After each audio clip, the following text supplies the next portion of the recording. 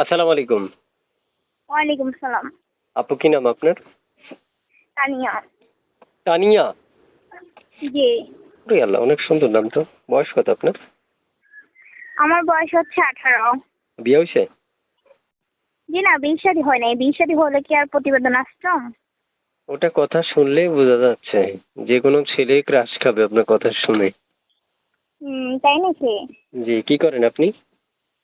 কি করবো, সেলাই মেশিনের কাজ করি বর্তমানে। সেলাই মেশিনে কাজ করেন? জি। ও আচ্ছা আচ্ছা আচ্ছা। দেশের বাড়ি কোথায় আপনার? দেশের বাড়ি হাতিয়া ছিল, নদীতে ভেঙে গেছে, এখন নোয়াখালী মাইজদিতে বাসা ভাড়া থাকি। এখন নোয়াখালী মাইজদিতে বাসা ভাড়া থাকেন? জি। আচ্ছা আচ্ছা আচ্ছা, বুঝতে পারছি। বুঝতে পারছি। মনের মানুষটা কেমন বয়সী চাচ্ছেন? মনের মানুষ যেরকমই হোক, কোনো আপত্তি নাই। বয়স্ক হোক কিংবা বয়স কম হোক, ঠিক আছে? শুধু পাশে থাকতে হবে, ডাল ভাত খাইতে পারলেই হবে, দায়িত্ব নিতে পারলে হবে। এরকম একটা মানুষ পেলে জীবন সঙ্গী বানাবো।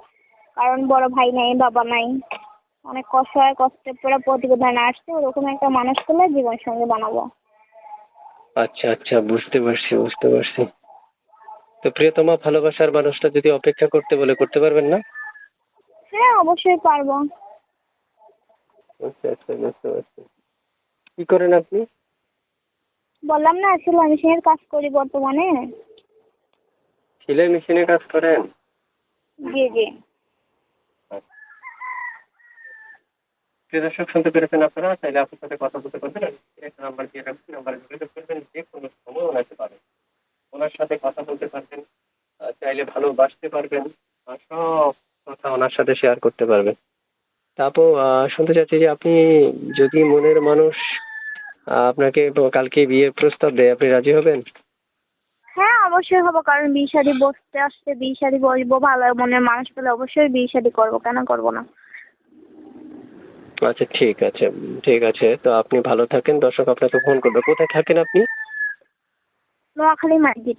আচ্ছা, ঠিক আছে আপু।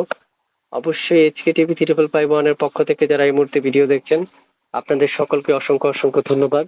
এবং পাশাপাশি বলে রাখা ভালো, আমরা যখন একটা মেয়ের সাথে কথা বলি তখন 3 থেকে 3.5 মিনিট কথা বলি। এর মধ্যে অনেক তথ্য আছে, নিতে পারি না। তাই আপনাদের প্রয়োজন অনুযায়ী আপনার যতটুকু তথ্যের দরকার, স্ক্রিনে দেওয়া নাম্বারে কল দিয়ে ডাইরেক্ট সরাসরি ওনার সাথে কথা বলে আপনি সরাসরি ওনাকেই জিজ্ঞেস করতে পারবেন। এবং ভালোবাসার মানুষ আসলে সবাই চায়। আপনি যদি তার সাথে কথা বলতে চান তাহলে আপনি এখনো ফোন করতে পারেন। তো ঠিক আছে আপু, ভালো থাকেন। আসসালামু আলাইকুম।